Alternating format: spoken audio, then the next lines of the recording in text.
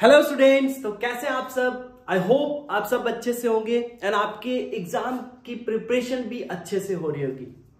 जैसा कि हमें पता है एंड आपको भी पता है कि आपके एग्जाम्स जस्ट होने वाले हैं, राइट। सो हमने क्या किया, आपके लिए कुछ सैंपल पेपर लाए ना, कुछ सैंपल पेपर मैथमेटिक्स क्लास 12 के। इसको सॉल्व करेंगे, हर एक क्वेश्चन को हम लोग सॉल्व करेंगे, हर एक क्वेश्चन को डिटेल सॉल्यूशन करेंगे, राइट ना। जो भी उसके पीछे का की कंसेप्ट होगा वो मैं आपको बताऊंगा, ताकि इस तरह का अगर क्वेश्चंस आपके एग्जाम में आए तो आप उसको इजीली सॉल्व कर सको, राइट। तो स्टार्ट करते हैं सैंपल पेपर के questions, right. So yes, again I am requesting you to keep pen and paper with you, है ना। कभी भी आप सैंपल पेपर क्वेश्चंस सॉल्व करो तो अपने पास एक पेन पेपर रखना है ना। जो भी मैं क्वेश्चन दूंगा आप ट्राई करो उसको सॉल्व करने का। अगर आप सॉल्व कर पा रहे हो तो बहुत अच्छी बात है, अदरवाइज आप एक बार सॉल्यूशन देख लोगे, फिर उसके बाद उस तरह के क्वेश्चंस को आप डेफिनेटली सॉल्व कर पाओगे, राइट। आइए बिना टाइम वेस्ट के स्टार्ट करते हैं फर्स्ट क्वेश्चन। तुम्हारे पास ऑब्वियसली जो सैंपल पेपर होगा आपका या फिर जो एग्जाम का पेपर होगा उसमें कुछ सेक्शंस होंगे, राइट। इस सेक्शन में बेसिकली आपसे एमसीक्यू पूछा जाएगा। सेक्शन ए रहेगा, इसमें आपके टोटल 20 क्वेश्चंस होंगे, है ना। हर एक क्वेश्चन 1 मार्क्स का, राइट। हर एक क्वेश्चन आपका 1 मार्क्स का होगा। बेसिकली 1 to 18 आपका एमसीक्यू होगा और 19 and 20 क्वेश्चंस होगा आपका असर्शन रीजन बेस्ड क्वेश्चंस होंगे, राइट। सो ये स्टार्ट करते हैं first question. So first question हमारे पास 4 square matrix A into adjoint ए बराबर, ये आपको मैट्रिक्स दिया हुआ है 202500 0202500 002025, then the value of determinant of A plus determinant of adjoint A, इसका वैल्यू आपको फाइंड आउट करना है। अगर आपको स्क्वायर मैट्रिक्स की प्रॉपर्टी पता हो, लाइक स्क्वायर मैट्रिक्स एंड खासकर उसमें एडजॉइंट का, तो हमें क्या पता है कि ए इंटू एडजॉइंट ए, या फिर आप ऐसा करो this is equal to adjoint A into A करो, तो ये पता है किसके बराबर होता है, ये बराबर होता है determinant of A into identity matrix. Determinant of A into identity matrix, ये चीज आपको ऑलवेज ध्यान रखना है। ऑब्वियसली हम बात कर रहे हैं स्क्वायर मैट्रिक्स की। किसकी बात कर रहे हैं? स्क्वायर मैट्रिक्स की, ठीक है। ये चीज आपको ध्यान रखना है। अब आप जो क्वेश्चन आपको दिया जा रहा है उसको जरा ध्यान से देखो, तो आप ऐसा लिख सकते हो क्या, A into adjoint A is equal to, अगर इसमें से 2025 कॉमन ले लो, 2025 आप कॉमन ले लो, तो ऐसा लिख सकते हो क्या, लाइक 1 0 0 0 1 0 0 0 0 1, ठीक है। और ये आपका क्या है, दिस इज आइडेंटिटी मैट्रिक्स, यानी आपने इसको ऐसे लिख दिया, this is equal to 2025 into identity matrix. अब अगर आप इस वाले से कंपेयर करोगे, अगर आप इससे कंपेयर करोगे तो आपको क्या मिलेगा, यहां से डिटर्मिनेंट ऑफ ए बराबर दिस, यहां से आपको क्या मिला, डिटर्मिनेंट ऑफ ए बराबर 2025। ये चीज मेरे ख्याल से क्लियर है, कोई दिक्कत नहीं होना चाहिए, है ना। जस्ट हमने कंपेयर कर दिया, क्योंकि ए इंटू एडजॉइंट ए बराबर इतना होता है, राइट। अगर आप ये भी देखो तो आपको यहां से दिख रहा होगा, this is determinant of A into I है, तो हमें डिटर्मिनेंट ऑफ ए मिल चुका है, राइट। अब हमें किसका वैल्यू फाइंड आउट करना है, तो अब हमें फाइंड आउट करना है इसका वैल्यू। एक और चीज आप यहां पे नोट डाउन कर लो, अगर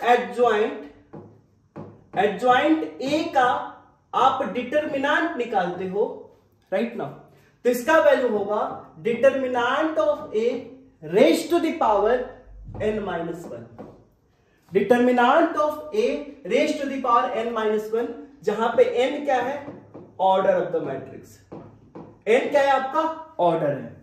तो इस केस में चूंकि आपका किस ऑर्डर का मैट्रिक्स है, तो 3 क्रॉस 3, यहां पे हम बात कर रहे हैं 3 क्रॉस 3 मैट्रिक्स की, तो यहां पे n बराबर कितना हो जाएगा 3, n बराबर 3 हो जाएगा। तो अब अगर इसका वैल्यू आप फाइंड आउट करना चाहो, इसका वैल्यू, तो क्या हो जाएगा डिटर्मिनेंट ऑफ a, जरा देखिए अगर इसको आप सॉल्व करना चाहोगे तो इसको क्या लिखोगे डिटर्मिनेंट ऑफ a प्लस इसको determinant of a raised to the power 3 minus 1। इसका मतलब this is equal to determinant of a plus determinant of a raised to the power 2, and ये किसके बराबर हो जाएगा, आपने इसका वैल्यू निकाल लिया 2025, सो 2025 एंड प्लस ये हो जाएगा 2025 का स्क्वायर। अब आप चेक कर लो कौन सा ऑप्शन करेक्ट है, तो obviously option D is correct. आया समझ में? तो इस क्वेश्चन में जस्ट आपको एक ये ध्यान रखना है और एक ये ध्यान रखना है, ठीक है? ये चीज क्लियर है, कोई डाउट इसमें नहीं होना चाहिए मेरे ख्याल से, राइट नाउ? यस। अब आ जाते हैं नेक्स्ट क्वेश्चन की तरफ। ऐसे ही सारे क्वेश्चन का डिटेल सॉल्यूशन करेंगे, है ना, ताकि इस तरह के अगर क्वेश्चंस आ जाए तो उसको इजीली सॉल्व कर पाए, ठीक है? अब देखिए यहां पे दिया हुआ है assume question number 2, assume x, y, z, w and p are matrices of order 2 cross n, ठीक है? देखो x का ऑर्डर यहां पे दिया हुआ है आपको 2 क्रॉस n, ठीक है? y का ऑर्डर दिया है 3 क्रॉस k, y का ऑर्डर 3 क्रॉस k, उसके बाद z का ऑर्डर दिया है 2 क्रॉस p, z का ऑर्डर है आपका 2 क्रॉस p, ठीक है?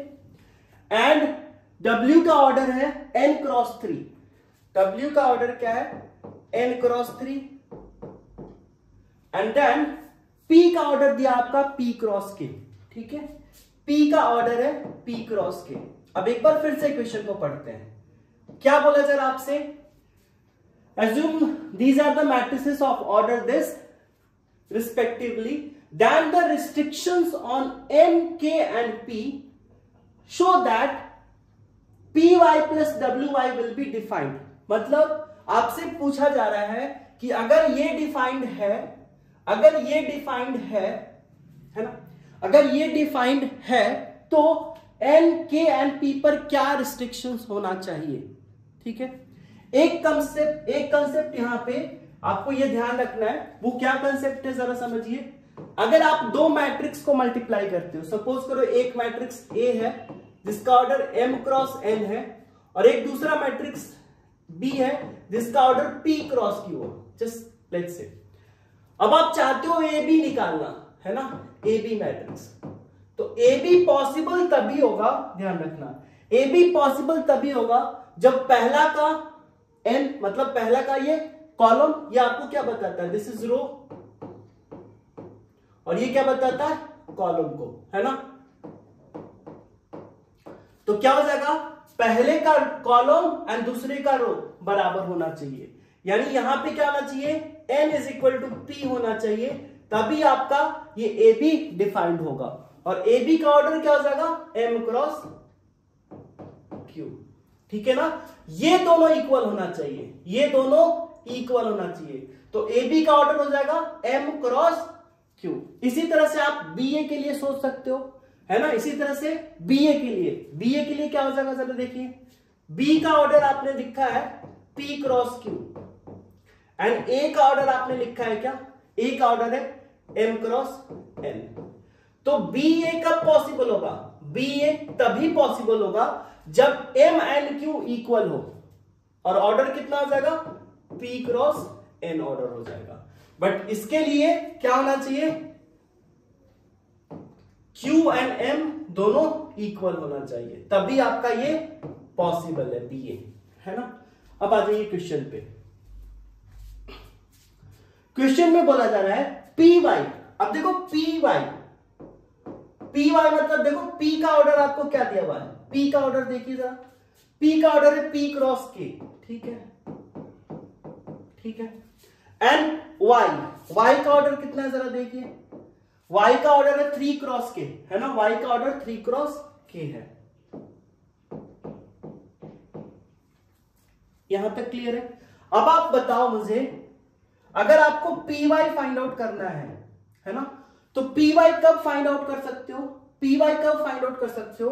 जब आपका ये दोनों इक्वल हो। तो पी वाई तभी पॉसिबल होगा जब k इक्वल टू 3 हो जाए। पी वाई तभी पॉसिबल है जब k इक्वल टू क्या हो जाए? 3 हो जाए, क्योंकि वो कंसेप्ट लगाएंगे, राइट। अब इसी तरह से आप आगे देखो, अब आपको क्या चाहिए? अब आपको चाहिए डब्ल्यू वाई, ठीक है, डब्ल्यू वाई। अब यहां से तो हमें ये मिल चुका है कि k इक्वल टू 3 है, राइट। अब ये इसका जो ऑर्डर आएगा वो p क्रॉस k हो जाएगा, p क्रॉस k हो जाएगा। डब्ल्यू वाई के लिए क्या हो जाएगा? w का ऑर्डर कितना है? w का ऑर्डर देखो n क्रॉस 3 है ना, n क्रॉस 3। और y का ऑर्डर कितना है? 3 क्रॉस k, y का ऑर्डर है, ठीक है। अब आपको इसका मल्टीप्लीकेशन चाहिए डब्ल्यू वाई। तो डब्ल्यू वाई पॉसिबल तभी होगा क्योंकि पॉसिबल है, ये 3 क्रॉस 3 आपका ये इक्वल है, तो इसका ऑर्डर कितना हो जाएगा? n क्रॉस k, ठीक है। इसका ऑर्डर आपका n क्रॉस k और इसका ऑर्डर आ गया p क्रॉस n। अब हमें पता है कि दो मैट्रिक्स, अब यहां पे आप ये सोचो कि आपको क्या पूछा जा रहा है? P Y plus W Y. और दो मैट्रिक्स को कब ऐड कर सकते हो या सब्ट्रैक्ट कर सकते हो? जब दोनों का ऑर्डर सेम हो।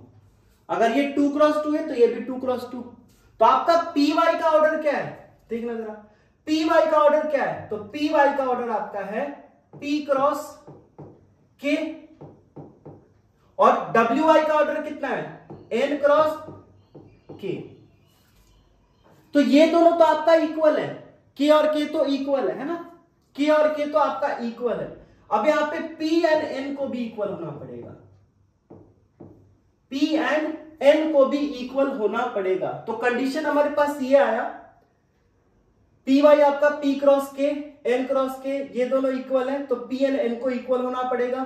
तो k equal to 3 and p and n दोनों इक्वल होना चाहिए, तभी ये डिफाइंड होगा। आप देख लीजिए ऑप्शन k इक्वल टू 3, तो k इक्वल टू 3 हमारे पास यहां पे है, k इक्वल टू 3 यहां पे है, k इक्वल टू 3 यहां पे, तो ये कंडीशन हमारे सेटिस्फाई हो रहा है। k इक्वल टू 3 आ गया and p equal to n। k equal to 3 आएगा तो आपका दोनों का अलग अलग मल्टीप्लीकेशन पॉसिबल हो गया, मतलब यहां से आपका मल्टीप्लीकेशन पॉसिबल हो गया। लेकिन p अगर कोई भी कांस्टेंट लेते हो तो क्या ये पॉसिबल हो जाएगा? नहीं होगा, क्योंकि n भी उसके लिए डिफाइंड होना पड़ेगा। तो ये हमारा required condition, that is option A will be correct. I hope अब इस तरह के क्वेश्चन आप इजीली सॉल्व कर पाओगे, ठीक है। आ जाइए अब नेक्स्ट क्वेश्चन की तरफ। नेक्स्ट क्वेश्चन हमारे पास, the interval in which the function f defined by fx is equal to e to the power x is strictly increasing. Okay, अब देखो इस तरह के क्वेश्चन में क्या करना होगा? अगेन की कंसेप्ट, आपको हर एक क्वेश्चन में ये चीज मिलेगा। की कंसेप्ट इस क्वेश्चन में क्या है आपको? तो की कंसेप्ट ये है कि अगर मान लो कोई फंक्शन आपको fx दिया हुआ है, suppose y is equal to कोई एक आपको फंक्शन दिया हुआ है fx, है ना। अगर आप यहां से क्या करोगे? f डैश x निकालोगे, दैट मीन्स इफ अगर f डैश x आपका ग्रेटर देन 0 आ रहा है, अगर f dash x greater than 0 आ रहा है, हर एक इंटरवल, कोई एक इंटरवल है उसके लिए आप सोच रहे हो, यहां पे आप देखो अलग अलग इंटरवल दिया हुआ है। अगर f डैश x आपका ग्रेटर देन 0 आ रहा है तो आप कह सकते हो fx इज स्ट्रिक्टली इंक्रीजिंग, ठीक है। जब f डैश x आपका ग्रेटर देन 0 आएगा तो क्या कहोगे कि fx क्या आपका स्ट्रिक्टली इंक्रीजिंग है, और अगर f डैश x आपका लेस देन 0 आ जाए तो क्या कहोगे? तब आप यहां पे कहोगे fx इज स्ट्रिक्टली डिक्रीजिंग। ये दो पॉइंट आपको ध्यान रखना है, बस यही है क्वेश्चन, ये और ये, ठीक है ना। अगर f डैश x आपका ग्रेटर देन 0 है तो इंक्रीजिंग, f डैश x आपका लेस देन 0 है तो डिक्रीजिंग, है ना। ठीक है, अब देखो यहां पे आपको दिया हुआ है एफ एक्स, ओके, यहां पे दिया हुआ है एफ एक्स बराबर E to the power X, ठीक है। सबसे पहले यहां पे आप क्या करोगे, एफ डैश एक्स, तो एफ डैश एक्स क्या हो जाएगा, E to the power X का differentiation E to the power X ही होता है। अब आपको पता होना चाहिए कि E to the power X always एक पॉजिटिव क्वांटिटी है, तो यहां से हमें ये मिला, this implies F X, in fact F dash X is greater than 0 for all real X. हर एक रियल वैल्यू ऑफ एक्स के लिए आपको obviously E to the power X आया है एफ डैश एक्स, ये ऑलवेज ग्रेटर देन 0 होगा, है ना, क्योंकि देखो ई का मतलब क्या है 2.7 समथिंग, और इस पे पावर आप माइनस रखो या कुछ भी रखो, लाइक 3 रखो, तो ऑब्वियसली ये तो पॉजिटिव मिलेगा और ये भी पॉजिटिव मिलेगा, क्योंकि आपको पता है A to the power minus M बराबर 1/a to the power m होता है। सो इसको आप लिख दोगे 1/2.7, एंड ऑफ कोर्स यहां से भी ऑब्वियसली 0 से कम आएगा, बट पॉजिटिव, सॉरी मतलब 1 से कम होगा बट 0 से बड़ा ही होगा, ये ऑलवेज 0 से बड़ा होगा, एक पॉजिटिव क्वांटिटी मिलेगा। तो हमने ये चीज देखा कि ये ऑलवेज क्या है, ग्रेटर देन 0 है for all real x. For all real x मतलब x बिलोंग्स टू -∞ टू ∞। तो हमने क्या पढ़ा है कि जब f dash x greater than 0 होता है, इंक्रीजिंग जब f dash x greater than 0 होता है जिस भी इंटरवल के लिए, तो उसमें हम बोलते हैं कि वो फंक्शन क्या है, स्ट्रिक्टली इंक्रीजिंग है। तो यहां पे f डैश x आपका ग्रेटर देन 0 आ रहा है, किसके लिए, हर एक रियल वैल्यू x के लिए, तो हम क्या कह सकते हैं कि f x is equal to e to the power x is strictly increasing in -∞ to ∞। आया समझ में, ठीक है। अब आ जाइए नेक्स्ट क्वेश्चन में चलते हैं। ओके, नेक्स्ट क्वेश्चन हमारे पास, if a and b are two non singular matrices of same order. Non singular matrix आपको ध्यान में, सिंगुलर मैट्रिक्स जिसका डिटर्मिनेंट 0, नॉन सिंगुलर जिसका डिटर्मिनेंट वैल्यू 0 नहीं हो। तो A and B are non singular matrices of same order with determinant of A equal to 5, then determinant of B inverse AB का whole square is equal to, ठीक है। Options आपको दिए हुए, आपको दिया हुआ ये कि determinant of A is equal to 5, है ना। अब आपको फाइंड आउट करना है ये चीज, determinant of B inverse A B। अब आपके पास दो ऑप्शन है बेसिकली, अच्छा इसका स्क्वायर है, ठीक है, determinant of B inverse A B इसका स्क्वायर है, ठीक है। तो हम ऐसा लिख सकते हैं क्या, ऐसा लिख सकते हैं क्या, इसको अगर सिंप्लीफाई करो तो ऑब्वियसली डिटर्मिनेंट ऑफ A बराबर 5 है, तो हम ऐसा लिख सकते हैं, अब डिटर्मिनेंट है इसको ऐसा भी लिख सकते हो ना, determinant of A is equal to 5, ठीक है। यही चीज अगर हम यहां पे अप्लाई करें, इसका मतलब आपको ऐसे दिया हुआ है B इनवर्स A B का डिटर्मिनेंट स्क्वायर, ऐसे ही है, ठीक है। और अगर ऐसा ऐसा डिटर्मिनेंट होता है तो हम इसको अलग तोड़ सकते हैं, या फिर आप ये भी तो समझो ना कि B इंटू B इनवर्स क्या होता है, आइडेंटिटी मैट्रिक्स होता है। इसका मतलब B इनवर्स इंटू B आपका क्या हो जाएगा, I, तो ये हो जाएगा A इंटू I। और आइडेंटिटी मैट्रिक्स का डिटर्मिनेंट क्या होता है, 1, तो ये यहां से आप ऐसे लिख सकते हो, determinant of A square into determinant of I square. तो इसका वैल्यू आपका 5 है, तो 5 square into 1 square, that means 5 square. तो ये हो जाएगा आंसर। एक तो अप्रोच आप इस तरीके से सोच सकते थे, है ना, ये हो जाएगा ऑप्शन बी। और ऐसा भी तो सोच सकते थे आप, ऐसा कर लेते यहां के बाद कि B इनवर्स का determinant into determinant of A into determinant of B और इस पूरे का स्क्वायर। अब देखोगे तो यहां पे आपका ये दोनों कट जाएगा, सो अल्टीमेटली डिटर्मिनेंट का A का स्क्वायर, दैट मींस 5 स्क्वायर। ये हो जाएगा आपका फाइनल आंसर, है ना, कोई दिक्कत नहीं ना। दैट मीन्स इसका ऑप्शन हो जाएगा बी। नेक्स्ट आ जाइए।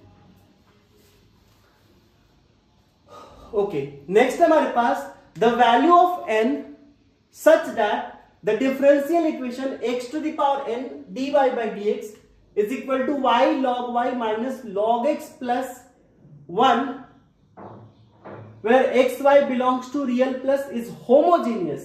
मतलब ये डिफरेंशियल इक्वेशन आपका होमोजीनियस होना चाहिए। ओके, होमोजीनियस हमें इस इक्वेशन को बनाना है। तो क्या करा जाए? होमोजीनियस कैसे होता है कोई भी इक्वेशन? अगर मान लो आपको कोई दिया हुआ है, जैसे मान लो कोई डिफरेंशियल या कोई इक्वेशन ही है जो आपको f x y के टर्म में दिया गया है, ठीक है ना। तो आप क्या करते हो कि x के जगह पे kx रख देते हो एंड y के जगह पे ky रख देते हो, है ना। आपको f x y दिया हुआ है, आप x को रिप्लेस किए kx से, y को रिप्लेस किए ky से। दैट मीन्स अब आप फाइंड आउट करोगे kx, ky। अगर ये चीज आपका इंडिपेंडेंट ऑफ k आ जाता है, तब हम बोलते हैं कि वो होमोजीनियस है। अगर ये इंडिपेंडेंट ऑफ k आ जाएगा तो वो होमोजीनियस हो जाता है, ये हमें पता है, ठीक है। अब जरा इस इक्वेशन को देखो, सिंपल ना। जैसे मान लो एग्जाम्पल से मैं आपको बता देता हूं। मान लो एफ एक्स वाई बराबर आपका है X square plus Y square plus X Y. ऐसे भी पता कर सकते हो होमोजीनियस के लिए कि हर एक टर्म का डिग्री क्या होगा? हर एक टर्म का डिग्री आपका 2 होना चाहिए, है ना। हर एक टर्म का डिग्री आपका, जैसे इसका भी 2 है, इसका भी 2 है, इसका भी 2 है, तो यहां पे क्या आ गया आपका 2 2 आ गया, है ना। यहां पे क्या आ गया आपका 2 2 आ गया। अब जैसे मान लो, देखो ये कंसेप्ट हमने ये बताया, जैसे मान लो ये आ जाएगा आपका के। अब देखो इसको अगर सॉल्व करते हो, अगर इस तरह का आपका लीनियर हो, जैसे इस तरह का इक्वेशन हो, है ना, पॉलिनोमियल टाइप, तो अगर के एक्स के वाई रखोगे तो देखो क्या आ रहा है। इस रिजल्ट को जरा सोचना पहले। यहां से अगर हम ऐसा रखते हैं एफ के एक्स के वाई, तो आपको क्या मिलेगा? यहां से K square X square plus K square Y square and plus K square X Y. इसका मतलब यहां से के स्क्वायर आपका कॉमन, तो X square plus Y square plus X Y आ गया, है ना। तो देखो आपको ये सेम चीज मिल गया क्या? के स्क्वायर और ये आपका हो जाएगा एफ एक्स वाई। तो यहां पे आप ऐसा ऐड कर लो, ये रेशियो में होगा तब, है ना। अभी क्लियर कर लेते हैं।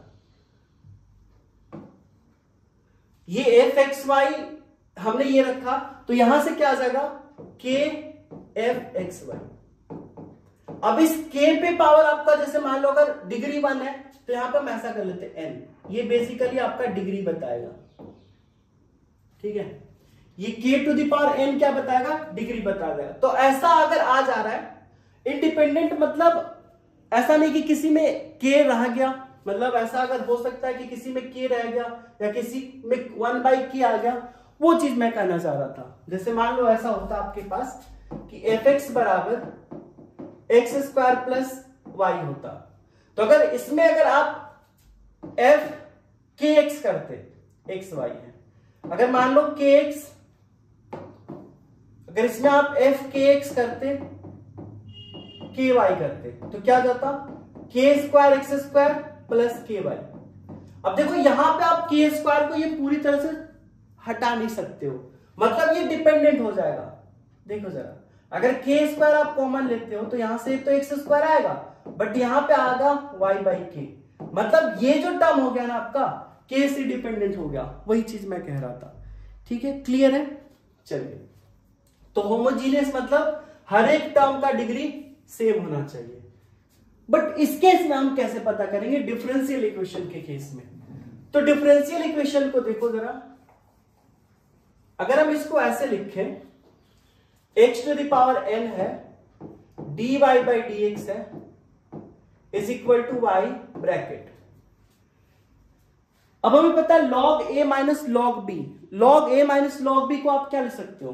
Log A minus log B को लिख सकते हो लॉग ए बाई बी, यानी log Y by X, and ये +1 है, कोई दिक्कत नहीं है ना। यहां पे हम मानकर चल रहे हैं कि बेस क्या है, ई है, ठीक है।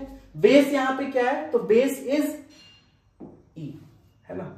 अब यहां से आप लिख सकते हो क्या, dy by D X is equal to Y by x to the power n bracket, इसको हमने लिखा log y बाई एक्स, और इस चीज को हमने लिख दिया 1 को आप जानते हो, लिख सकते हो log e, क्योंकि बेस में आप e लिए हो तो log e to the base e is 1 होता है, राइट। अब इसके बाद क्या, तो इसके बाद हमने लिखा y by x to the power n bracket, ये हो जाएगा log, अब देखो log a plus log b, log a plus log b is log ab, तो इसको लिख सकते हैं log e into Y by X, correct है यहां तक।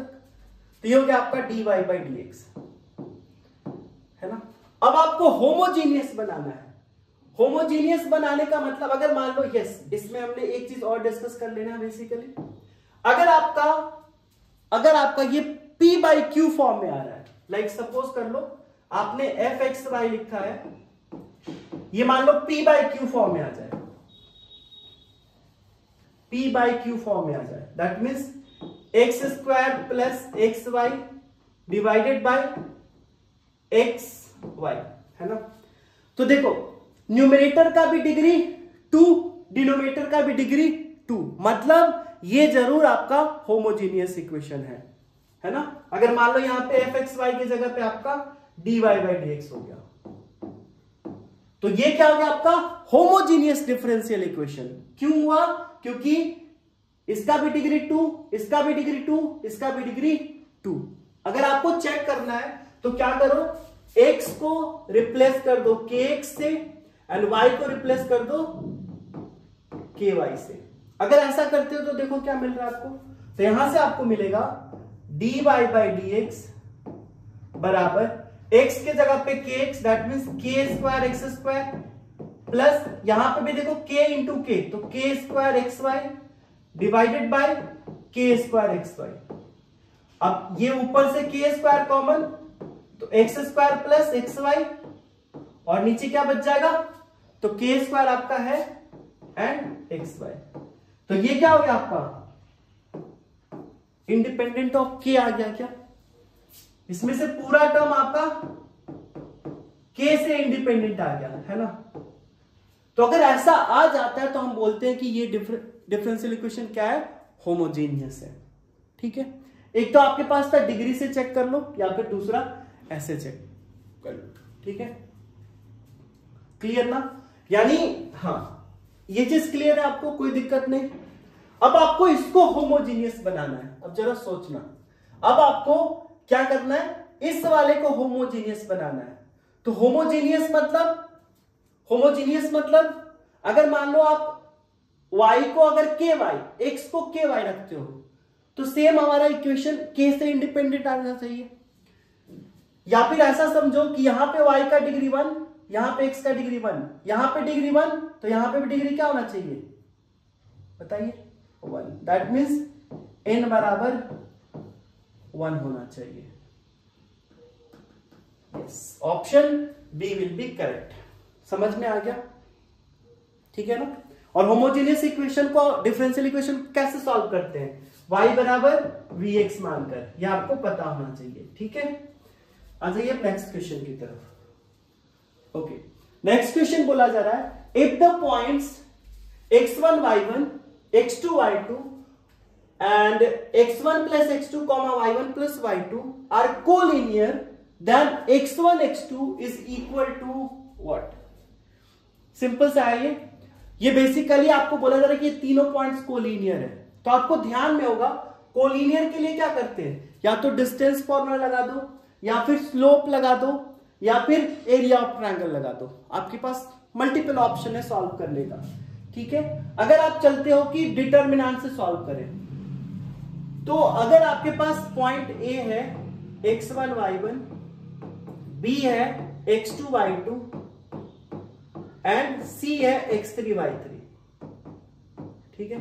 आपको बोला जाए कि तीनों पॉइंट कोलिनियर है। तो तीनों पॉइंट कोलिनियर कब होगा? जब किसी दो का डिस्टेंस का सम तीसरे के बराबर आ जाए। एक तो हमारे पास वो टेक्निक है। दूसरा हम ये कर सकते हैं कि slope of A B is equal to slope of B C या स्लोप ऑफ ए सी, वो तरीका है। दूसरा तरीका, तीसरा क्या कर सकते हैं कि एरिया ऑफ ट्रायंगल जीरो कर दे। Area of triangle A B C क्या कर दे? जीरो कर दे। क्योंकि अगर area of triangle A B C होगा मतलब ट्रायंगल फॉर्म नहीं होगा, और ट्रायंगल फॉर्म नहीं होना मतलब तीनों पॉइंट कोलिनियर हो जाएगा। क्योंकि अगर कोलिनियर नहीं होगा तो आपका ट्रायंगल फॉर्म हो जाएगा और कुछ ना कुछ एरिया मिल जाएगा। बट हमें क्या करना है? कोलिनियर है, कोलिनियर बनाना है इसको। तो कोलिनियर के लिए क्या कंडीशन हुआ? एरिया ऑफ ट्रायंगल जीरो कर दो। एरिया ऑफ ट्रायंगल कैसे निकालते हैं? तो 1/2 डिटर्मिनेंट, 1/2 मॉड, फिर डिटर्मिनेंट क्या करते हैं? x1 x2 x3 y1 y2 y3 1 1 1, ये हो गया आपका एरिया ऑफ ट्रायंगल। ठीक है, तो यहां पे क्या करोगे आप? सेम चीज, अगर एरिया ऑफ ट्रायंगल लिखते हो तो क्या हो जाएगा? 1/2 determinant mod determinant x1 x2 and x3 की जगह पे आपका ये है x1 प्लस x2। ठीक है, उसके बाद क्या है आपका? y1 y2 y1 plus y2 and then 1 1 1। और चूंकि आपको बोला जा रहा है कि तीनों पॉइंट क्या है? कोलिनियर है। तो कोलिनियर होगा तो इसका एरिया क्या हो जाएगा? जीरो,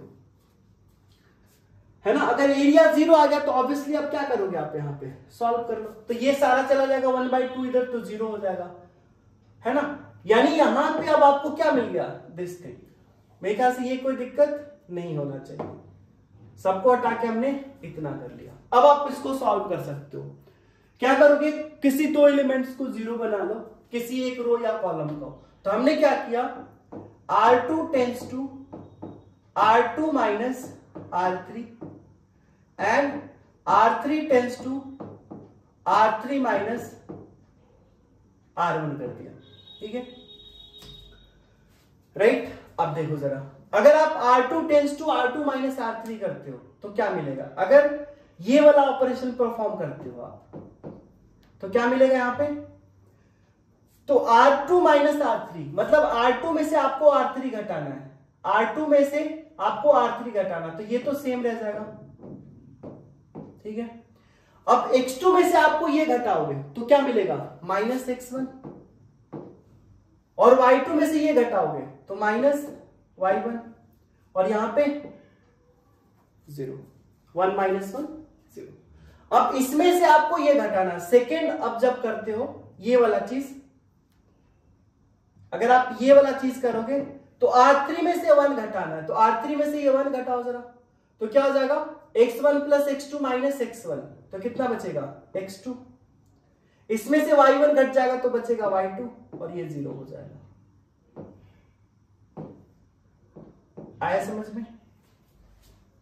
ठीक है ना। अब इसके बाद अगर आप इसको एक्सपेंड करते हो तो आंसर आ जाएगा।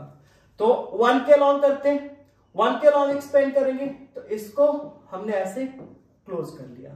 तो यहां से क्या मिलेगा आपको? 1 इंटू ये वाला चीज minus x1 y2 and minus minus plus y1 x2 and this is equal to 0। तो यहां से आपको एक रिलेशन मिल गया। कौन सा रिलेशन? तो यहां से मिल गया दिस इंप्लाइज y1 x2 बराबर x1 y2। अब देख लो कौन सा ऑप्शन सही है। तो आपको पूछा जा रहा है x1 y2, तो x1 y2 बराबर y1 x2, y1 x2 ये रहा। That is option A will be correct. आप यहां पे इस क्वेश्चन को स्लोप से भी बना सकते हो, स्लोप का यूज करके या डिस्टेंस फॉर्मूला का भी यूज करके, है ना, जिससे आप जल्दी बना सकते हो, आप बना सकते हो, है ना। डिस्टेंस फॉर्मूला में क्या होता है? किसी दो का सम यानी A B plus B C बराबर ए सी हो जाए, बन जाएगा। या फिर स्लोप में क्या करोगे, slope of A B is equal to slope of B C या स्लोप ऑफ ए सी कर दो, आपको आंसर आ जाएगा। ठीक है, चलिए अब आ जाते हैं नेक्स्ट क्वेश्चन की तरफ। नेक्स्ट क्वेश्चन बोला जा रहा है if matrix A is equal to 0 1 C -1 A -b 2 3 0 is skew symmetric. ध्यान दो, क्या बोला जा रहा है आपको, स्क्यू सिमेट्रिक मैट्रिक्स है ना, then the value of a plus b plus c is equal to what. देखो पहली चीज तो जो स्क्यू सिमेट्रिक या फिर सिमेट्रिक मैट्रिक्स जो होता है बेसिकली स्क्वायर मैट्रिक्स होते हैं, है ना। ठीक है, तो स्क्यू सिमेट्रिक के लिए अगर बात करेंगे, है ना, स्क्यू सिमेट्रिक मैट्रिक्स के लिए तो क्या होना चाहिए, बेसिकली स्क्यू सिमेट्रिक मैट्रिक्स के लिए क्या होना चाहिए, ए आई जे इज इक्वल टू क्या होना चाहिए, नेगेटिव ऑफ ए जे आई, है ना, ए आई J equal to negative of ए जे आई, है ना। मतलब अब भी आई क्या बता रहा है, आई आपको बता रहा है रो और ये बता रहा है कॉलम। ठीक है, तो मतलब कहा जा रहा है कि अगर A12 है ना तो ये किसके बराबर होगा, नेगेटिव ऑफ A21 के। क्लियर है, तो स्क्यू सिमेट्रिक होगा। और सिमेट्रिक के लिए क्या होता, अगर केवल सिमेट्रिक मैट्रिक्स बोलता तो इसके लिए क्या करते, ए आई जे बराबर हो जाता ए जे आई। मतलब अगर A12 A21 के बराबर हो जाए या फिर A31 A13 के बराबर हो जाए तो हम कहते हैं सिमेट्रिक मैट्रिक्स होता है। बट अभी हम बात करें किसकी, स्क्यू सिमेट्रिक। ठीक है, अब देखो जरा, अगर आप इस मैट्रिक्स को देखो तो ये पोजीशन कौन सा है, A11, ये A12 A13, इसका पोजीशन A21 A22 A23, इसका पोजीशन A31 A32 A33। ठीक है, राइट, ओके। अब अगर यहां पे देखो जरा तो हमने क्या बताया, स्क्यू सिमेट्रिक के लिए ए आई J equal to minus of ए जे आई होना चाहिए। दिस इज जे, है ना, दिस इज जे। अब देखो क्या आपका A21 माइनस A12 के है, तो देखो आपका A12 कितना है, 1 है, तो यहां पे रखते तो -1, तो क्या A21 आपका -1 है, सही है। अब A13 किसके बराबर होना चाहिए, नेगेटिव ऑफ A31 के, तो A13 आपको कितना दिया हुआ है, C, A31 कितना है, 2 है, तो -2, तो C बराबर आपका कितना हो गया, -2, C बराबर -2। इसी तरह से अब आप क्या करोगे, इसके लिए देखोगे, इसके लिए A23 किसके बराबर होगा, माइनस ऑफ A32। अब A23 कितना है, A23 is -B is equal to minus A32 कितना है, 3। मतलब यहां से आपको क्या मिला, B बराबर 3। ठीक है, और A का वैल्यू क्या होगा, तो जो यहां पे ये तीनों इक्वल, तो A बराबर 0 मिल गया,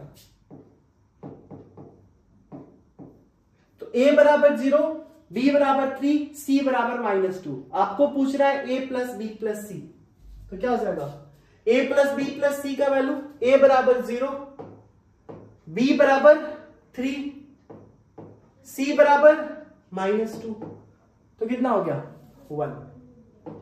that means option A will be correct. आया समझ में, ठीक है ना। अब आ जाइए नेक्स्ट क्वेश्चन की तरफ। नेक्स्ट क्वेश्चन है हमारे पास, इसके पहले 7, yes, question number 8। For 2 elements A and B, if P A bar या P A complement is equal to 1/2, P B complement is equal to 2/3, P A intersection B बराबर 1/4, then P A bar divided by B bar equal to what.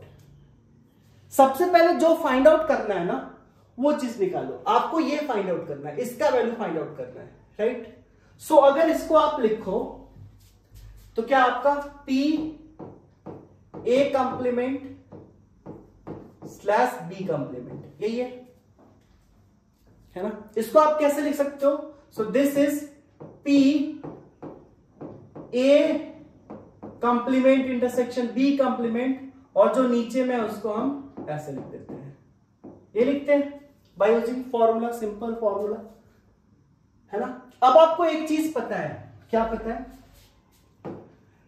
अब आपको पता है a plus A intersection B का अगर complement करते हो तो आपको क्या मिलता है? a complement union B complement. Complement मतलब सिंपल आप बात समझ सकते हो, है ना, राइट। या फिर अगर मान लो ये नहीं लेते हो तो ऐसे भी समझ लो, दोनों सिंबल सेम है ना। अगर ऐसा है तो आप ऐसे लिख देते हो, और अगर ऐसा है तो आप कैसा लिखते हो? ए बार इंटरसेक्शन बी बार, ठीक है ना, ठीक है। This is basically D Morgan's law. इसको क्या बोलते हैं? ये दोनों आपका कौन सा है? D Morgan's law, D Morgan's law हो गया, ठीक है। अब देखो आपके पास है ए बार इंटरसेक्शन बी बार। ए बार इंटरसेक्शन बी बार को आप ये लिख सकते हो, है ना।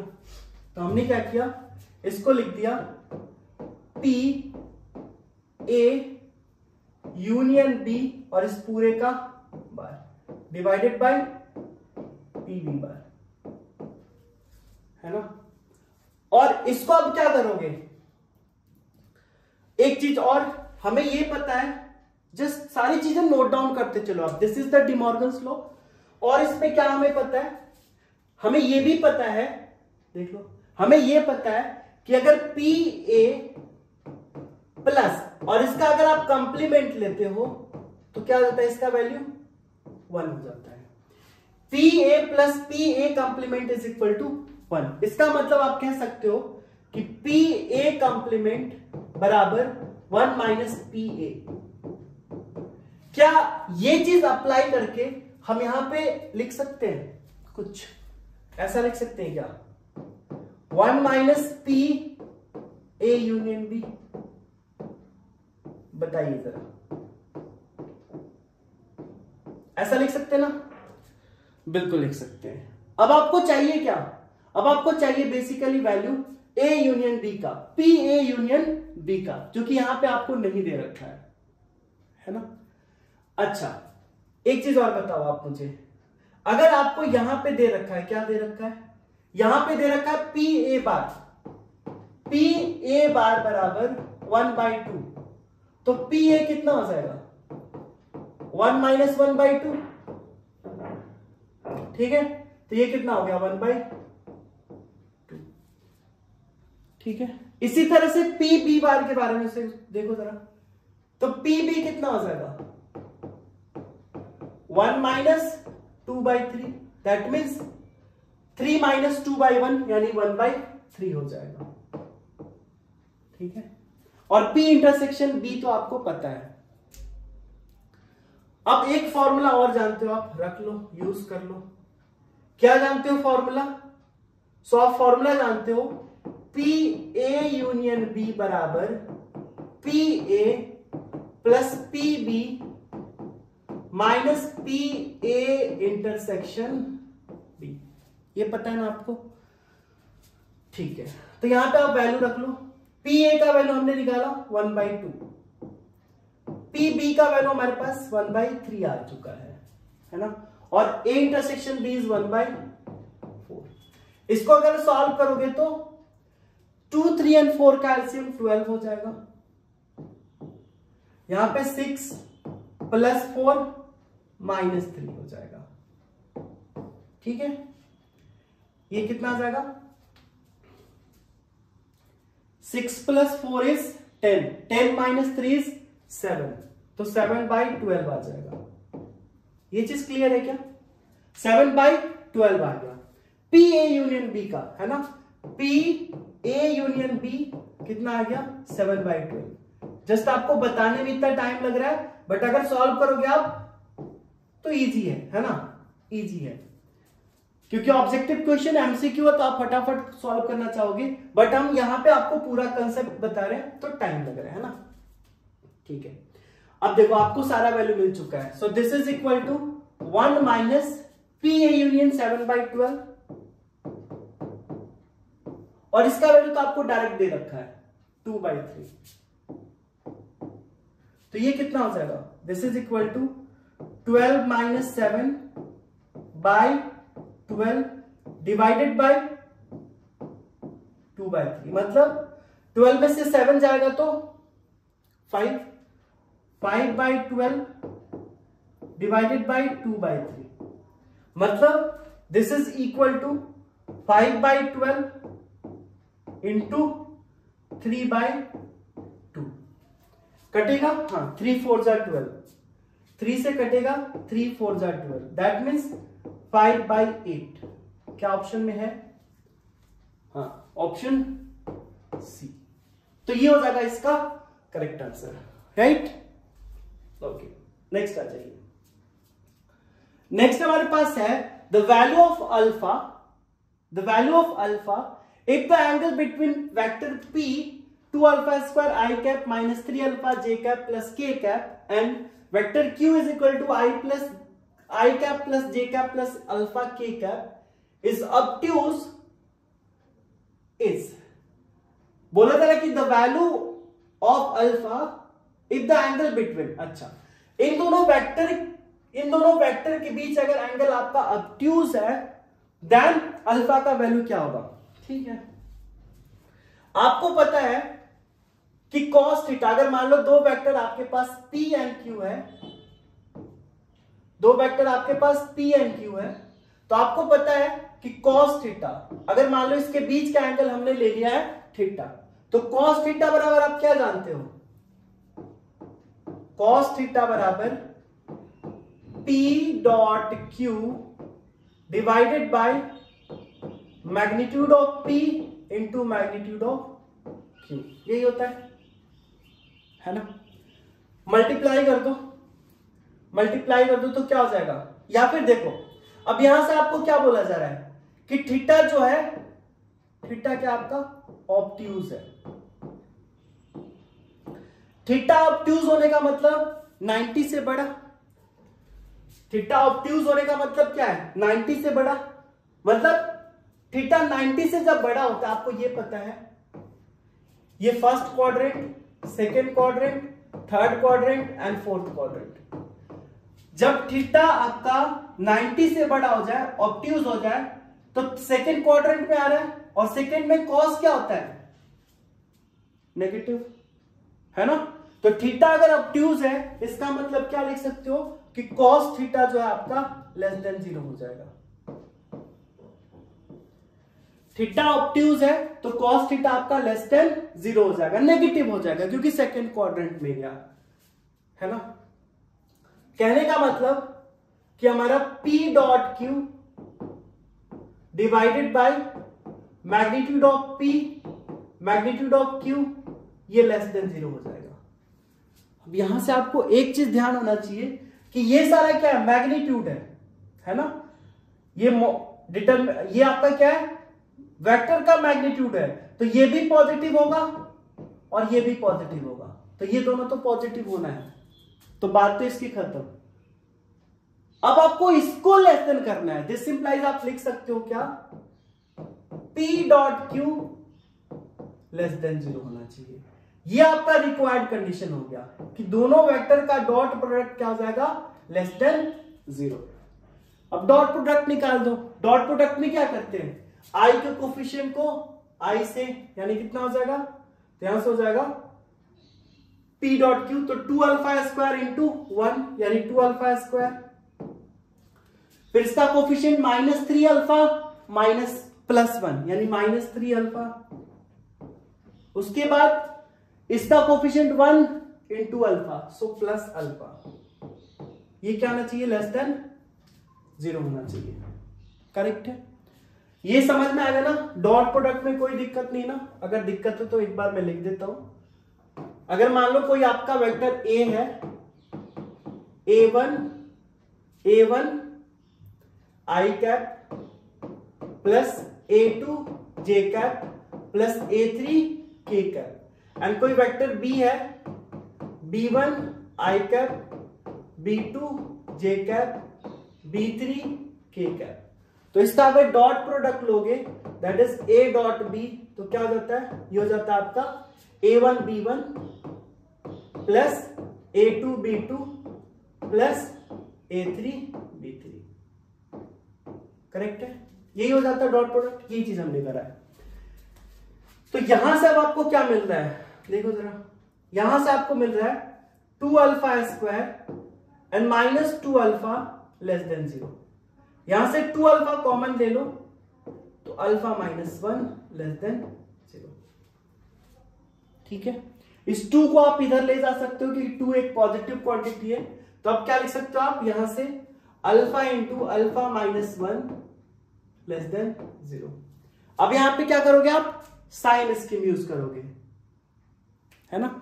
या फिर वे भी कर्व जो आपको सही से आता हो। तो यहां पे माइनस इंफिनिटी प्लस इंफिनिटी, यहां से आपको क्या क्या वैल्यू मिलेगा? तो अल्फा बराबर 0, अल्फा बराबर 1, अल्फा बराबर 0, अल्फा बराबर 0 एंड 1 मिलेगा। 1 से कोई एक ज्यादा वैल्यू लो, सपोज हमने ले लिया 2, अगर इसमें रखते हो तो 2 इंटू 2 माइनस 1 क्या मिलेगा? पॉजिटिव मिलेगा,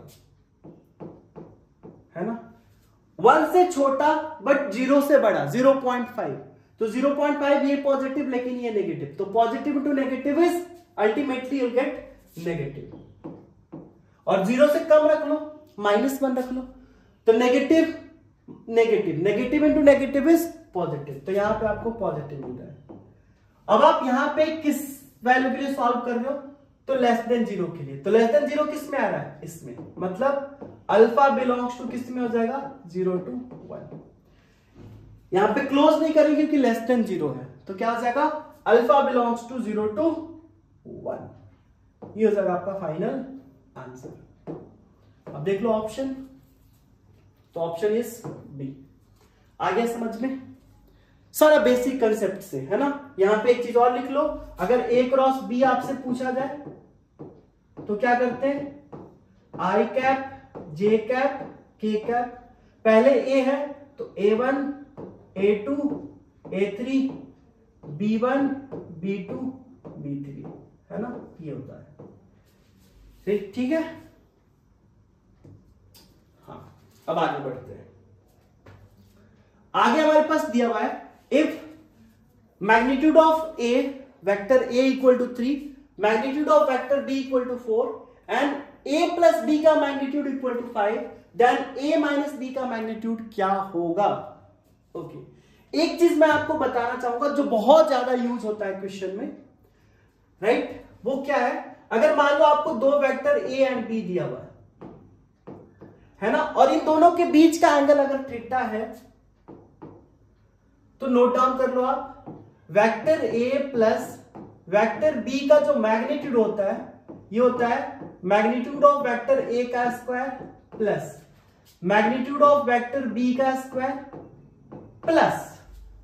plus 2 magnitude of A magnitude of B cos theta and इसका स्क्वायर रूट। बहुत ज्यादा यूज होने वाला फॉर्मूला है ना। इसके साथ साथ अगर यहां पे माइनस हो, लाइक यहां पे माइनस हो तो यहां पे जस्ट माइनस कर देना है, यहां पे अगर माइनस होगा तो यहां पे आपको माइनस कर देना है। ठीक है, आ जाइए अब। सो देखो आपको ये दिया हुआ है 3, ये दिया हुआ है 4, इसका वैल्यू 5 दिया हुआ है ना। इसका मतलब अगर इस चीज को देखें A प्लस B का मैग्नीट्यूड 5 है, तो अगर ये फॉर्मूला यूज कर ले यहां पे तो बात बन जाएगी। तो यहां से हो जाएगा इसका स्क्वायर प्लस इसका square plus 2AB cos theta, और हमने इसमें ऐसा किया ना कि दोनों साइड स्क्वायर कर दिया, अब बताओ दोनों साइड हमने स्क्वायर क्यों किया?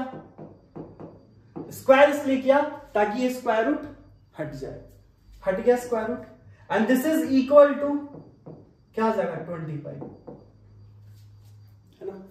अब इसका वैल्यू आपको दे रखा है 3, तो 3 स्क्वायर समझते जाना, 3 square plus 4 square plus 2 into 3 into 4 cos theta, and this is equal to 25।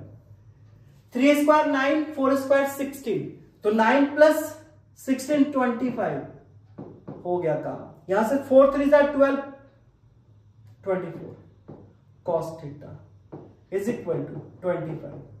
यहां से आप ये लिख सकते हो 24 cos theta is equal to 25 minus 25 0, यानी cos theta equal to 0/24 which is equal to 0। Cos theta बराबर क्या आ गया? 0 आ गया। एंड कॉस थीटा बराबर 0 मतलब थीटा बराबर π/2, या फिर कह सकते हो थीटा बराबर 90 डिग्री। थीटा बराबर क्या आ गया? 90 डिग्री। अब आपको क्या करना है? इसका वैल्यू कर लो। तो a माइनस बी है ना, vector a minus vector b का मैग्नीट्यूड क्या हो जाएगा? इसका स्क्वायर प्लस वेक्टर b का square minus 2 vector a vector b का magnitude cos theta square root, इसमें तो होगा। अब a स्क्वायर मतलब आपको इसका वैल्यू दे रखा है 3, तो 9 हो जाएगा, प्लस इसका वैल्यू 4 तो 16 हो जाएगा, and minus 2 into 3 into 4 cos π/2। Cos π/2 क्या हो गया? 0, तो ये तो 0 हो गया। 16 प्लस 19, 16 प्लस 9 इज 25, एंड 25 का स्क्वायर रूट इज 5। कहने का मतलब option C will be correct. तो ये ना बहुत यूजफुल फॉर्मूला है, इसको आप ध्यान रखना। ये यहां पे नहीं, आपका फिजिक्स में भी यूज होगा, है ना। 2 वेक्टर 2 फोर्स का रिजल्टेंट वगैरह फाइंड आउट करने में ये बहुत यूजफुल है, ठीक है। चलिए अब आगे क्वेश्चन की तरफ चलते हैं। क्वेश्चन नंबर 11 क्या बोला जा रहा है? For the linear programming problem LPP the objective function z is equal to 4x plus 3y and the feasible region determined by the set of constants is shown in the graph, ठीक है। which of the following statement is true? तो यहां पे कुछ graph दिया हुआ है और जो feasible region है आपका ये वाला है, जो शेडेड आप देख रहे हो, this is the feasible region। और इसके जो कॉर्नर पॉइंट्स है of course O, P, Q, R, ये सारे क्या है आपके कॉर्नर पॉइंट्स।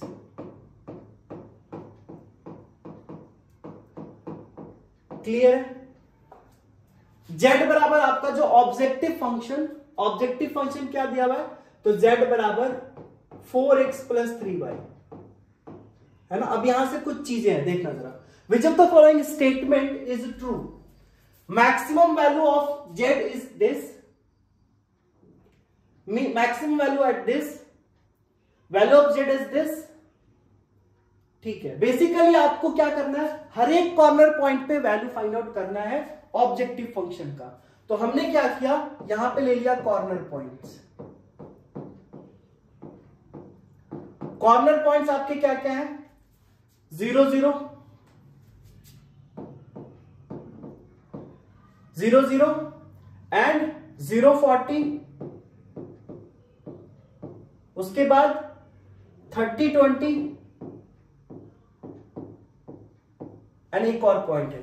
तो पहले इस पे सॉल्व करते हैं। अगर आप ये कंसीडर करते हो corner point that is O, तो इस पे आपका ऑब्जेक्टिव फंक्शन z का वैल्यू क्या आएगा? 4x प्लस 3y, तो 4 into 0 plus 3 into 0, that means you'll get 0। लेकिन अगर 0 40 पे कैलकुलेट करोगे तो 0 z कितना आएगा? 0, 40 पे 0, 40, तो x के जगह पे आप 0 रखो, तो 0 and 43 that means 4 into 0 plus 3 into 40 क्या आ गया 120 है ना। अब इसी तरह से आप ये वैल्यू निकालो 30 20 पे, तो z कितना आ जाएगा 4 into 30 प्लस 3 into 20, और ये वैल्यू कितना आ जाएगा 120 प्लस 60 180 है ना। अब एक और पॉइंट कॉर्नर बच गया, सो हमारे पास this is O, this is P and ये था आपका Q। अब एक पॉइंट हमारे पास R है, एक पॉइंट R है जो कि दे रखा है 40,0। तो 40,0 पे आप देखो, अगर Z फाइंड आउट करते हो तो क्या आएगा Z बराबर 40 into 4 that means 4 into 40 plus 3 into 0, मतलब ये कितना आ गया 160। मैक्सिमम क्या है Q पर है, आप देखो मैक्सिमम Q पर है, तो maximum value of Z at Q is equal to this, ये हमारा सही है, ये सही है ना। और ये क्या बोला जरा, value of Z at this 40,0 पे क्या मिल रहा है वैल्यू 160, यहां पे आपको मिल रहा है 160 और 0,40 पे मिल रहा है 120। बोला जरा value of Z at this is less than, ये तो इनकरेक्ट है ना, गलत है, क्योंकि ये ज्यादा ये कम है। वैल्यू ऑफ Z एट 30,20 पे कितना मिल रहा है 180 इज लेस देन 40,0, गलत है ये भी, मतलब करेक्ट हमारे पास यही हो गया। Maximum value of Z is at Q 30,20 है ना। मैक्सिमम वैल्यू आपको किस पे मिल गया 0,40 पे, सॉरी 30,20 पे, देख लो। और मिनिमम वैल्यू पूछता तो किस पे मिलता 0,0 पे, तो बस यही पूछा जाता आपसे। फिजिबल रीजन दिया हुआ है, कॉर्नर पॉइंट दिया हुआ है, हर एक कॉर्नर पॉइंट पे ऑब्जेक्टिव फंक्शन का वैल्यू हम फाइंड आउट कर लेंगे और चेक कर लेंगे कौन सा मैक्सिमम कौन सा मिनिमम है। जो मैक्सिमम वैल्यू होगा that will give the maximum value at that point, और मिनिमम होगा मतलब उस पे मिनिमम मिल रहा है आपको, ठीक है। अब आ जाइए नेक्स्ट में। नेक्स्ट हमारे पास integration of dx upon x cube bracket 1 plus x to the power 4 raise to the power 1/2 equals. इस तरह के इंटीग्रेशन को कैसे सॉल्व करेंगे, कुछ टेक्निक है, जरा समझ लीजिए। कभी भी आपको एक्स टू द पावर 4, और ये जो पावर है ना, पावर आपका फ्रैक्शन में हो, है ना, तो क्या करेंगे, जो मैक्सिमम है ना पावर वो कॉमन ले लेंगे। दैट मीन्स अगर इसको आप आई कह रहे हो तो आई बराबर हमारे पास हो जाएगा integration of dx by x cube, और हमने क्या किया एक्स टू द पावर 4 यहां से कॉमन ले लिया। जरा समझना, एक्स टू द पावर 4 अगर कॉमन ले लोगे तो 1 by x to the power 4 and plus 1 बचेगा, रेज टू द पावर 1/2 तो है ही। ओके, अब यहां से क्या मिलेगा आपको, ये हो जाएगा dx divided by x cube, और ये एक्स टू द पावर 4 अगर बाहर आएगा इससे, एक्स टू द पावर 4 अगर बाहर आएगा इससे, तो यहां पे क्या हो जाएगा x to the power 4 to the power 1/2 यानी एक्स स्क्वायर बाहर आएगा, और यहां क्या बच गया, तो 1 plus 1 by x to the power 4 raise to the power 1/2। ये चीज समझ में आया आपको, ये समझ में आया, क्लियर है। एक्स टू द पावर 4 बाहर आता, लेकिन इस पे लगा हुआ है इसको 1/2, तो ऐसा हो जाएगा, ठीक है ना। दैट मीन्स अब आपके पास जो इंटीग्रल मिला ये हो गया आपका dx upon x to the power 5 1 plus 1 upon x to the power 4 raise to the power 1/2। अब यहां पे आप सब्स्टिट्यूशन यूज कर सकते हो, है ना। अब क्या करेंगे, क्या सब्स्टिट्यूट करें जरा देखिए। अगर हम यहां पे सब्स्टिट्यूट कर देते हैं क्या, t बराबर 1 plus 1 by x to the power 4, इस x टू द पावर 4 को हम क्या लिख सकते हैं, ऐसा भी तो लिख सकते हैं, x टू द पावर -4, है ना। अब अगर आप डिफरेंशिएट करो तो dt बराबर क्या मिल जाएगा, ये तो 0 और इसका हो जाएगा -4x to the power -4 -1 dx, क्योंकि आपको पता है x to the power n का differentiation n x to the power n -1 होता है। तो यही हो जाएगा -4x to the power -5 dx, या कह सकते हो dt बराबर, या फिर आप x टू द, ये जो -4 है ना इसको इधर ला दो, तो ये क्या हो जाएगा x to the power -5, that means 1/x to the power 5 dx। अब आप क्वेश्चन में देखो जरा, क्वेश्चन में अगर आप देखते हो तो आपको देखो dx by x to the power 5 आपको यहां पे प्रेजेंट है, तो इसको रिप्लेस करोगे इससे, तो अब जो है आपके पास i क्या आ जाएगा, i आ जाएगा अब dx बाई 5 के जगह पे आपने रखा dt by 4 minus dt by 4 divided by, इसको आपने क्या माना था, इसको आपने माना था t, तो ये हो जाएगा t to the power 1/2। Clear है, मतलब अब आपके पास क्या मिल गया, यहां पे मिल गया आपको दिस इज इक्वल टू -1/4 बाहर कर लो, और t टू द पावर 1/2 नीचे है तो ऊपर चला जाएगा, तो t to the power -1/2 dt हो जाएगा। करेक्ट है यहां तक, ओके। अब आ जाइए आगे तरफ, अब क्या होगा, इसका इंटीग्रेशन करो, तो -1/4 और इसका इंटीग्रेशन तो पता है ना, x to the power n का x to the power n+1/n+1, तो ये कर लो, तो t to the power -1/2 + 1 divided by -1/2 + 1 और एक कांस्टेंट c, ठीक है, ओके। अब अगर इसको आप सिंप्लीफाई करते हो तो क्या मिल जाए, तो -1/4 t के पावर 1/2 और ये भी 1/2 है ना, ये भी 1/2 हो जाएगा, सही है, ठीक है।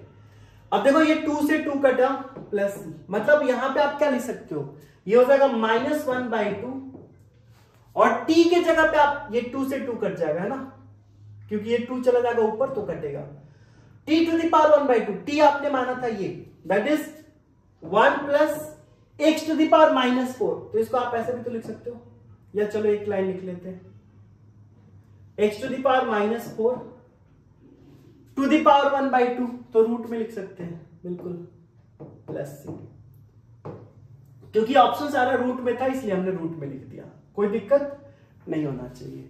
अब ये क्या आएगा, दिस इज इक्वल टू -1/2 और 1 प्लस, इसको लिख सकते हो 1/x टू द पावर 4 का square root and plus c, and now this is equal to, अब आपको दिख रहा होगा आंसर, -1/2 एलसीएम ले लो तो x to the power 4 + 1/x to the power 4 का स्क्वायर रूट प्लस c, है ना। अब यहां से क्या हो जाएगा आपका, ये x टू द पावर 4 बाहर कर लो तो -1/2 x स्क्वायर हो जाएगा और x टू द पावर 4 + 1 का square root and plus c, this is the final answer. ऐसा समझते हैं, दैट इज माइनस में दोनों यही है, तो option A will be correct, है ना, ये करेक्ट हो जाएगा। आया समझ में, ठीक है। अब आ जाइए नेक्स्ट क्वेश्चन की तरफ। नेक्स्ट क्वेश्चन हमारे पास integral 0 to 2 pi cosec to the power 7x dx, है ना, इसका वैल्यू क्या होगा, ओके। तो यहां पे बेसिकली हम अप्लाई करने वाले हैं हम किंग्स रूल, है ना। किंग्स रूल क्या होता है जरा समझो, किंग्स रूल क्या होता है, किंग्स रूल आपने पढ़ा है क्या, अगर इंटीग्रल 0 to a fx है तो ये किसके बराबर हो जाता है, this is equal to integral 0 to a f a minus x के, ठीक है, a माइनस एक्स के इक्वल हो जाता है, करेक्ट है। ये होता है आपका किंग्स रूल। अब यही रूल यहां पे हम अप्लाई करने वाले हैं, ठीक है, यही रूल अप्लाई करेंगे। तो अगर आपने इसको आई माना है, आई बराबर आपका है 0 to 2 pi cosec to the power 7x dx, तो बाय किंग्स रूल आप क्या लिख सकते हो, by king's rule, king's rule आप क्या लिख सकते हो, ऐसा लिख सकते हो आई बराबर 0 to 2 pi cosec to the power 7 और ये जगह 2 pi minus x। अब आप बताओ cosec 2 pi minus x, cosec 2 pi minus theta, cosec 2 pi minus theta, obviously ये कौन सा क्वाड्रेंट, फोर्थ में चला जाएगा, यहां से आप तो 2 पाई हो गया, लेकिन 2 पाई में से घटाना है मतलब फोर्थ में, और फोर्थ में कॉसेक नेगेटिव होता है, तो क्या हो जाएगा, this is equal to 0 to 2 pi, ये जगह minus cosec x raise to the power 7 dx, है ना, ठीक है। अब माइनस या ऑड पावर है तो ऑब्वियसली ये माइनस में ही रह जाएगा, और इसको आप ऐसा लिख सकते हो 0 to 2 pi cosec to the power 7x dx, है ना। ध्यान से देखो ये क्या है आपका, दिस इज आई, देखना जरा, मतलब यहां से आपको क्या मिल गया, यहां से आई बराबर क्या मिल गया, माइनस आई। अब यहां पे आई से आई कट नहीं कर देना है ना, क्या करेंगे, इस आई को इधर ले आएंगे, दैट मीन्स क्या हो जाएगा 2i बराबर 0, है ना, 2i बराबर 0, तो यहां से क्या कह सकते हो, i बराबर 0, मतलब इसके इंटीग्रेशन का वैल्यू कितना आ जाएगा, this will be equal to 0, option A will be correct. तो हमने यहां पे कौन सा रूल लगाया, किंग्स रूल, ठीक है। नेक्स्ट देखिए, नेक्स्ट हमारे पास what is general solution of differential equation e to the power y dash is equal to x, obviously y dash का मतलब dy by dx, ठीक है। आ जाइए, तो डिफरेंशियल इक्वेशन हमें दिया हुआ है e to the power y dash बराबर x, है ना। अगर हम दोनों साइड लॉग ले लें विथ बेस e, तो ऐसा लिख सकते हैं ना, y डैश बराबर log x to the base e, है ना, लिख सकते हैं, ऐसा लिख सकते हैं ना। देखो ऐसे अगर लॉग लोगे तो क्या लिखोगे, log e to the base e y dash log x to the base e। अब ये बाई प्रॉपर्टी चला जाएगा इधर, तो y dash log e to the base e बराबर log x to the base e। अब आपको पता है कि इसका वैल्यू क्या होता है 1, तो y डैश बराबर log x to the base e, यही तो हमने लिखा है। और यहां पे क्या प्रॉपर्टी यूज हुआ है, ये वाला, है ना, ये वाला। तो मेरे ख्याल से ये चीज क्लियर है, ठीक है, ये हटाते हैं। ओके, सो ये आ गया, मतलब इसको आप लिख सकते हो dy बाई dx बराबर log x to the base e। अगर यहां पे आप वेरिएबल सेपरेबल मेथड यूज करो, क्योंकि कर सकते हैं x और y सेपरेट हो सकता है, तो क्या लिखेंगे dy बराबर log x dx इंटीग्रेशन, इसका इंटीग्रेशन y बराबर log x का इंटीग्रेशन क्या करेंगे, यहां पे हम यूज करेंगे इंटीग्रेशन बाय पार्ट्स, है ना। जरा इसको हम अलग करते हैं यहां पे, या इधर कर लेते हैं,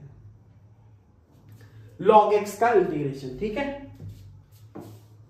देखना बहुत जरूरी। कैसे करेंगे log x का इंटीग्रेशन, तो हमने कर दिया 1 into log x, 1 into log x कर दिया हमने। अब यहां पे इंटीग्रेशन बाय पार्ट्स, आपको पता है इंटीग्रेशन बाय पार्ट्स में u इंटू वी का इंटीग्रेशन कैसे होता है, u into v d x minus d u by D x v d x, and then फिर से dx, यही होता है ना। अब आपको यहां पे u एंड v पता करना है। आप किसको u लोगे, किसको v लोगे? ऑब्वियस du by dx, अगर 1 लेते हो u तो इसका यहाँ पे 0 आ जाएगा, तो फिर से आपका वही चीज आ जाएगा। तो आप क्या करोगे, u ले लो इसको एंड इसको v। तो क्या हो जाएगा देखना, ये हो जाएगा आपका, ये हो जाएगा this is equal to u यानी log x into 1 dx minus d log x dx 1 dx। कोई दिक्कत यहां तक नहीं होना चाहिए, है ना। And now this is equal to क्या हो जाएगा, log x और इसका integration x minus log x का डिफरेंशिएशन 1 by x, इसका इंटीग्रेशन x dx, है ना। अब देखो यहां से आपका ये x x कैंसिल, तो फाइनली क्या आ गया, x log x and minus यहां पे बचा 1, फिर से उसका integration x end of course plus c तो होगा ही। मतलब इसका इंटीग्रेशन आप इतना लिख सकते हो, तो लिख लो। तो ये क्या हो जाएगा ultimately, so this is equal to x log x minus x plus c। so this is the required solution। अब आप देख लो कौन सा मैच कर रहा है, y is equal to x log x minus x plus c, that is option B will be correct, है ना। यही करेक्ट हो रहा है, राइट। चलिए अब आ जाइए नेक्स्ट क्वेश्चन की तरफ। ओके, नेक्स्ट क्वेश्चन हमारे पास, the graph below depicts y is equal to sin inverse x, y is equal to cos inverse x, cosec inverse x या cot inverse x। ओके, तो देख रहे हो यहां पे आपका y का जो वैल्यू है ना, y का ये ऑब्वियसली y है एंड दिस इज x, है ना। तो यहां पे y का वैल्यू आपका कहां से कहां जा रहा है, 0 से पाई तक, और हमें पता है cosec cos इनवर्स x यहां से कहां 0 से पाई जा रहा है, तो this is the graph of y is equal to cos inverse x, है ना। cos इनवर्स x का ग्राफ ये हो जाएगा, क्लियर ना, कोई दिक्कत नहीं, कोई दिक्कत नहीं, क्योंकि आपको पता है यहां से बेसिकली हो क्या रहा है। आप ऐसा लिख सकते हो x बराबर cos y, देख लो एकदम सिंपल चेक करने का, x बराबर sin y, x बराबर cosec y और x बराबर cot y, है ना। अब जब y का वैल्यू ये पाई बाई 2 है, y का वैल्यू अगर पाई बाई 2 रखते हो तो x 0 मिलना चाहिए, तो y pi by 2 sin pi by 2 1, मतलब ये तो हो नहीं सकता। y पाई बाई 2 रखोगे तो y पाई बाई 2 रखोगे तो cos पाई बाई 2 0, मतलब ये पॉसिबल है। यहां पे पाई बाई 2 रखोगे cosec पाई बाई 2 तो ये 1 हो जाएगा, ये भी पॉसिबल नहीं होने वाला है। cot pi by 2, tan pi by 2 infinity, तो cot पाई बाई 2 क्या आ जाता है, cot पाई बाई 2 हो जाता है। Obviously tan pi by 2 is infinity, तो cot पाई बाई 2 0, मतलब इसमें और इसमें आपको डाउट हो सकता है ना। इस दोनों में आपको डाउट हो सकता है, ये भी हो सकता है, ये भी हो सकता है, बट करेक्ट कौन सा होगा। तो और भी कुछ वैल्यू लेकर देख लो। अगर मान लो हम y इक्वल टू 0 रखते हैं, y 0 रखने तो क्या आ जाएगा, 1 आ जाएगा x। अगर इसमें y 0 रखते हो तो cot 0 इज 0, तो क्या हो गया, खत्म, राइट। तो हमारा क्या हो जाएगा, this will be the correct. वैसे भी cot इनवर्स का जो ग्राफ होता है वो कुछ इस तरीके से होता है, ये पाई का लाइन, ये पाई बाई 2, तो ये कुछ ऐसे होता है, ये होता है cot इनवर्स x का ग्राफ, है ना। ये cot इनवर्स x का ग्राफ होता है, दिस इज पाई बाई 2, ठीक है।